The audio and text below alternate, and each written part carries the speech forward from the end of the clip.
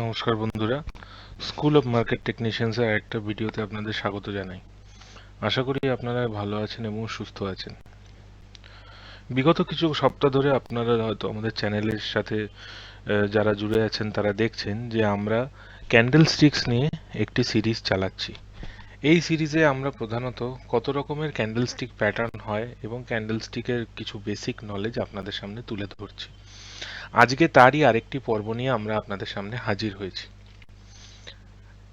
আজকে আমরা আরো নতুন কিছু প্যাটার্ন শিখব এবং সেই প্যাটার্ন দিয়ে কিভাবে ট্রেড করতে হয় বা সেই প্যাটার্নটা অ্যাপিয়ার করলে চার্টে কিভাবে আপনারা রিয়্যাক্ট করবেন সেইটা নিয়েই আমরা এই পার্টিকুলার এপিসোডটি তৈরি করেছি। তাহলে আসুন শুরু করা যাক। আজকের যেই ক্যান্ডেলস্টিক প্যাটার্নটা নিয়ে আমরা আলোচনা করতে চলেছি সেটির নাম হচ্ছে ইভিনিং স্টার।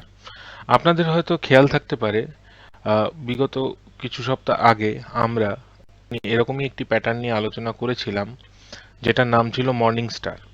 তো মর্নিং স্টারের ঠিক অপোজিট বা মিরার প্যাটার্নটাই হচ্ছে কিন্তু ইভিনিং স্টার।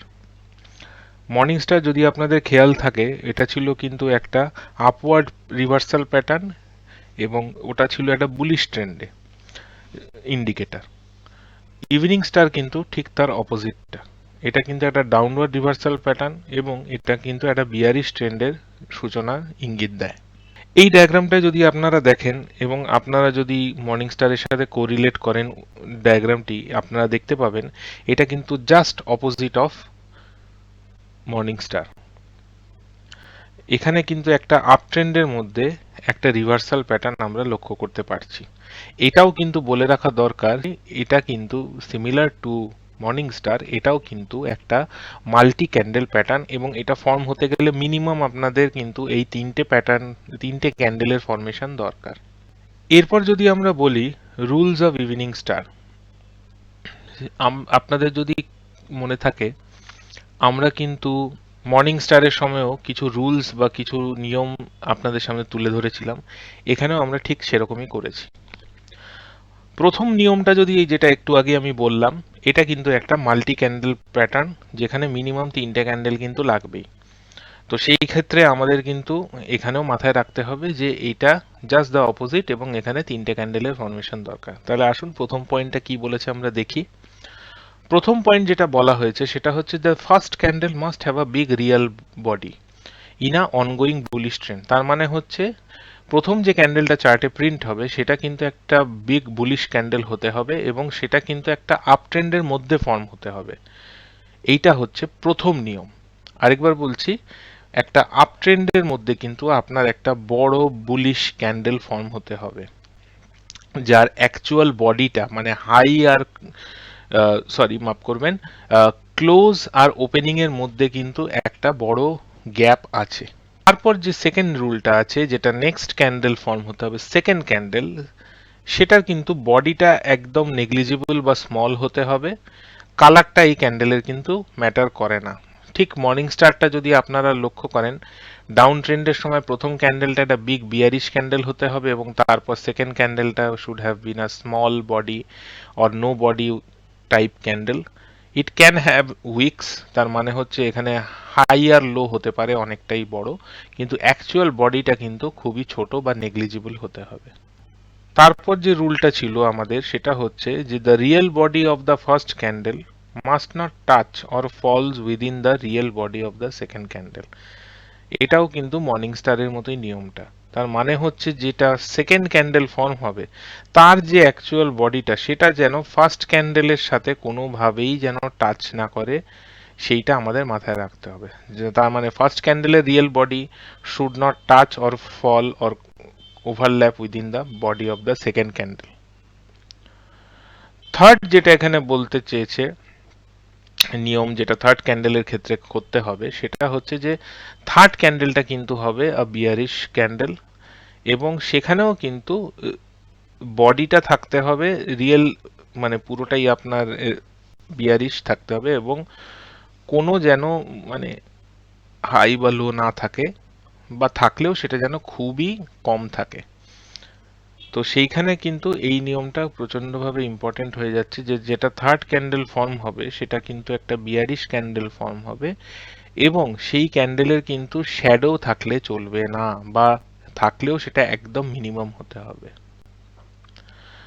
তারপর যে পয়েন্টটা মাথায় রাখতে হবে যে অ্যাকচুয়াল যে থার্ড ক্যান্ডেলের বডিটা সেটা কিন্তু ফার্স্ট ক্যান্ডেলের যে বডি, রিয়েল বডি আছে, সেটাকে কিন্তু ভালো রকম ভাবে ওভারল্যাপ করতে হবে। তার মানে ফার্স্ট ক্যান্ডেলটা যদি আপনার ধরে নিন যা হয়েছে তার মোটামুটি 50%-এর কাছাকাছি কিন্তু আপনার থার্ড ক্যান্ডেলের বডিটাকেও পিয়ার্স করতে হবে বা ওভারল্যাপ করতে হবে।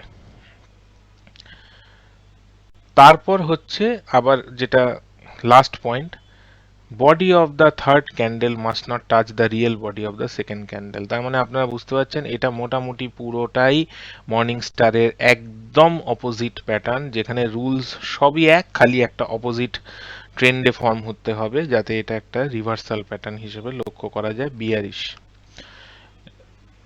এবার যেটা তাহলে আমরা আরেকবার কুইকলি যদি আমি সামারাইজ করে দিই, মোটামুটি এখানে আপনার যা রুল আমরা মর্নিং স্টারের ক্ষেত্রে দেখেছিলাম সেম রুলই প্যাটার্নগুলো কভার হবে। তিনটে ক্যান্ডেল থাকতে হবে। প্রথম ক্যান্ডেলটা should be a bullish candle in an up trend which should have a big body. দ্বিতীয় ক্যান্ডেলটা ফর্ম হতে হবে, কিন্তু দ্বিতীয় ক্যান্ডেল যেটা ফর্ম হবে সেই ক্যান্ডেলটার অ্যাকচুয়াল বডি না থাকলেও চলবে, বা থাকলেও সেটা যেন খুব স্মল বডি হয়, কালার ম্যাটার করছে না এই ক্ষেত্রে। তারপরে যে নিয়মটা মাথায় রাখতে হবে যে সেকেন্ড ক্যান্ডেলের যে বডিটা সেটা যেন ফার্স্ট ক্যান্ডেলের রিয়েল বডির সাথে টাচ না করে। সহজ ভাষায় যদি বলি, সেকেন্ড ক্যান্ডেলের যে ওপেন আর ক্লোজিং প্রাইস সেটা যেন ফার্স্ট ক্যান্ডেলের ওপেন আর ক্লোজিং প্রাইসকে টাচ বা ওভারল্যাপ না করে।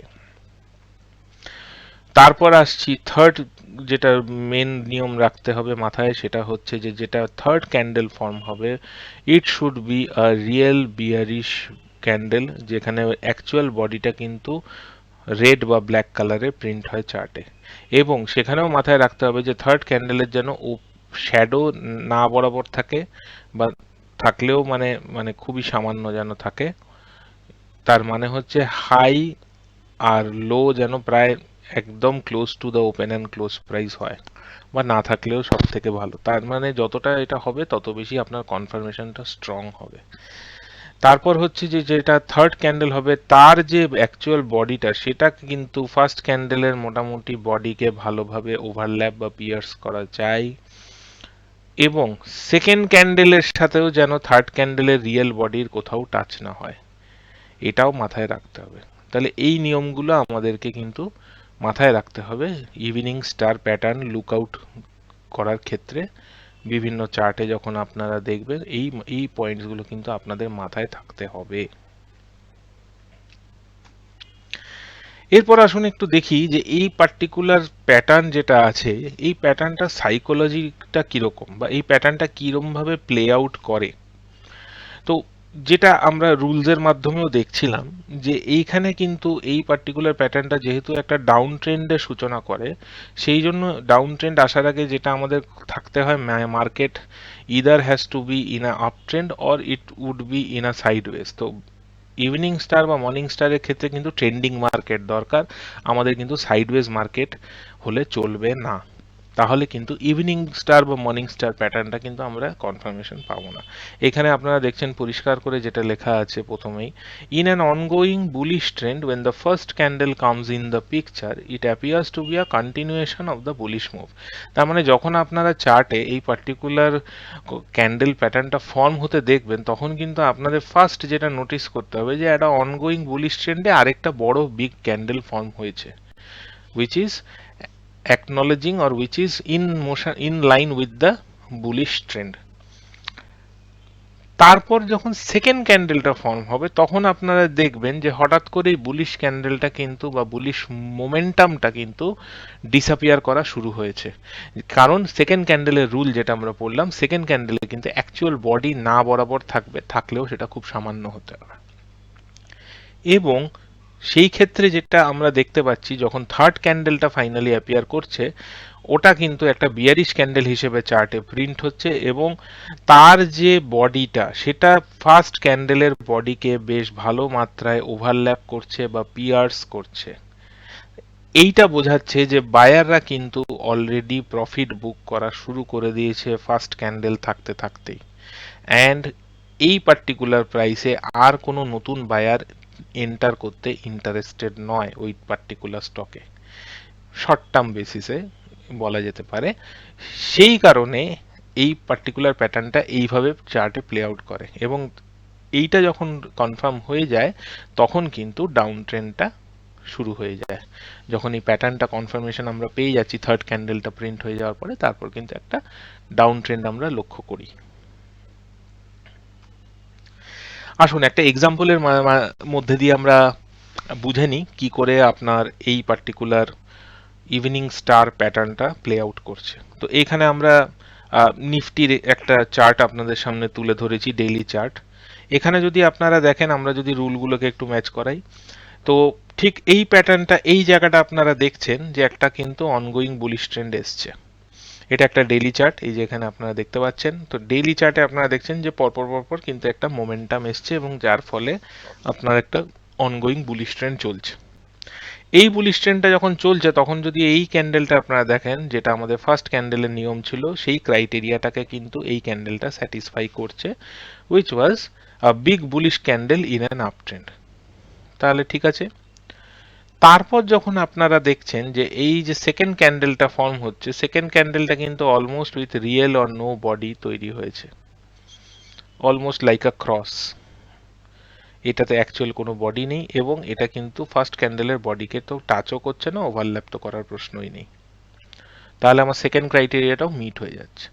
থার্ড যে ক্যান্ডেলটা ফর্ম হচ্ছে সেটা কিন্তু একটা বিগ বিয়ারিশ ক্যান্ডেল, এবং এখানে আপনারা দেখতে পাচ্ছেন যে এটাও কিন্তু সেকেন্ড ক্যান্ডেলকে টাচ করছে না কোনোভাবেই বডিকে, এবং ফার্স্ট ক্যান্ডেলের কিন্তু একটা ভালো পোর্শনকে এটা ওভারল্যাপ করে যাচ্ছে বা পিয়ার্স করছে।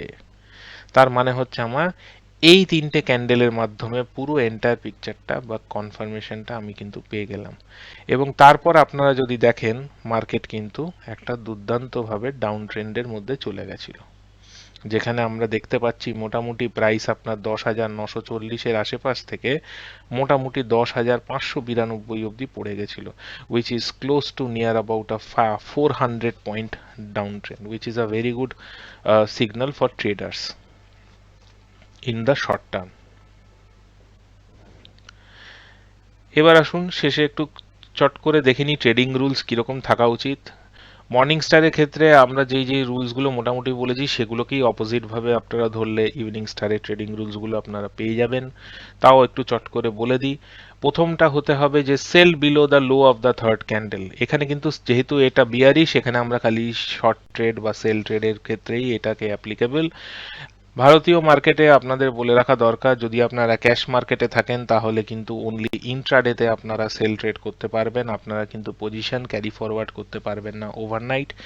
ডেরিভেটিভ সেগমেন্ট যেগুলো হয়, মানে ফিউচার বলুন বা অপশন বলুন, সেই ক্ষেত্রে কিন্তু আপনারা ক্যারি ফরওয়ার্ড করতে পারেন যদি আপনারা সেল ট্রেড নিয়ে থাকেন।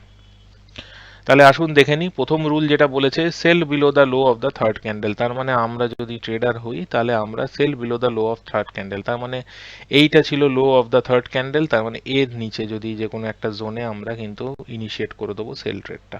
মানে ধরে নিন রাফলি 10,910 থেকে 20-র মধ্যে আমরা ইনিশিয়েট করে দেবো সেল ট্রেড।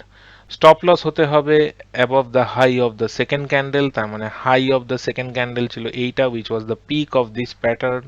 তাহলে এই চূড়োটা যেটা তৈরি হয়েছে, এই টপটা, এই টপের একটু ওপরে, মানে আপনার 11,120 হচ্ছে মোটামুটি রাফলি একটা অ্যাপ্রক্সিমেট টপ।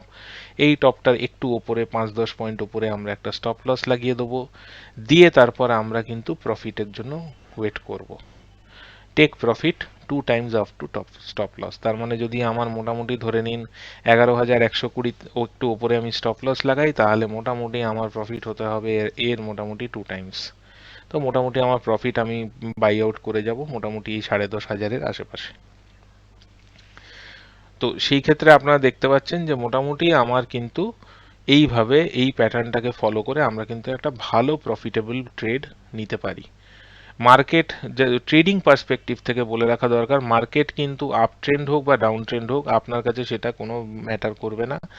আপনার কাছে যদি ক্যান্ডেলের কনফার্মেশন এসে যায় আপনি কিন্তু লং সাইড বা short side depending on the candle formation আপনারা কিন্তু আরামসে ট্রেড নিয়ে ট্রেড করতে পারেন। এবং আপনারা দেখতে পাচ্ছেন এখানে কিন্তু এগুলো খুব সাকসেসফুল প্যাটার্ন, যেখানে কিন্তু আপনারা দেখছেন যে এটা প্রমাণিত যে এই ক্যান্ডেলটা চার্টে প্লে আউট করার পরে কিন্তু মার্কেট একটা খুব ভালো ডাউন ট্রেন্ডে চলে গেছিল।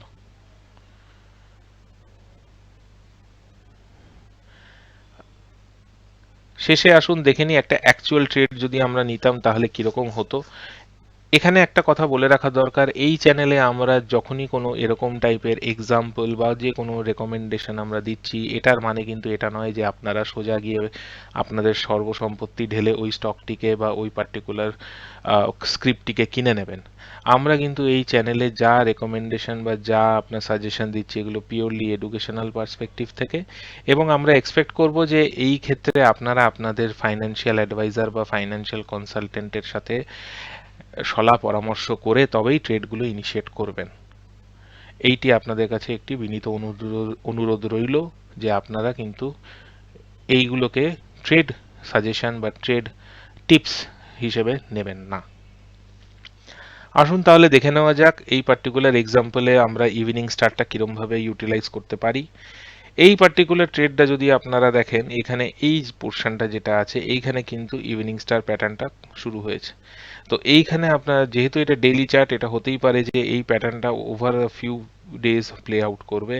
তো সেই ক্ষেত্রে আমরা যদি এখানে দেখি তাহলে এই হচ্ছে প্রথম আমার bullish candle in a ongoing bullish trend.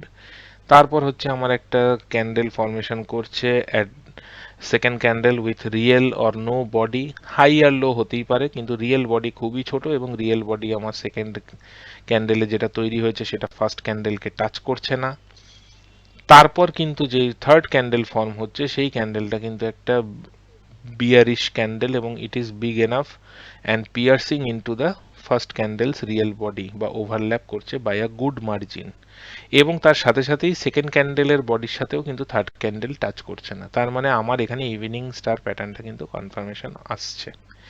তারপর আমি যদি সেল ট্রেড ইনিশিয়েট করতে চাই, যেটা আপনাদের এখানে লেখা আছে দেখতে পাচ্ছেন যে এরম জায়গায় যদি আমরা ট্রেডটাকে ইনিশিয়েট করি লো এর তলায়, তাহলে আমার টেক প্রফিট হবে মোটামুটি, ধরুন এখন স্টক প্রাইস যদি থেকে থাকে আপনার 36 টাকায় 65 পয়সায় আমার যদি মোটামুটি এন্ট্রি পয়েন্ট হয় তাহলে আমার টেক প্রফিট হবে মোটামুটি 32 টাকা।